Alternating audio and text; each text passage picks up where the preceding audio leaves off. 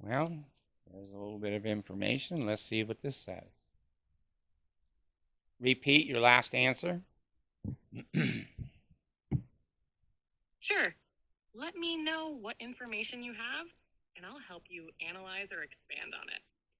Repeat your last answer. Brigham Young, a significant figure in early Mormon history, introduced the concept of blood atonement during the mid-19th century.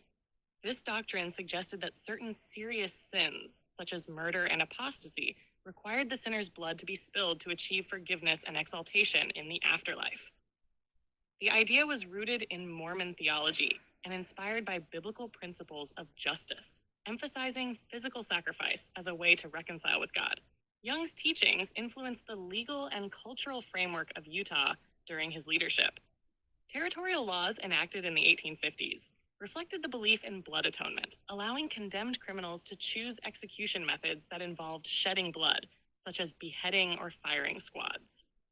The firing squad, in particular, became closely associated with this belief, as it was thought to align with divine justice by spilling the criminal's blood on the ground. Although the LDS Church has distanced itself from the doctrine of blood atonement, its historical influence lingered in Utah's approach to capital punishment. Utah became the only U.S. state in modern times to use the firing squad as an execution method, most famously with Gary Gilmore in 1977. Gilmore opted for this method, citing personal and symbolic reasons. The practice persisted as a legal option in Utah, a remnant of the early Mormon emphasis on justice through bloodshed. While the Church has rejected blood atonement as official doctrine, the historical association between these ideas and Utah's legal practices continues to provoke discussion about the intersection of theology, justice, and modern ethics. Well, I learned something there. I didn't know that we're able to behead people in Utah.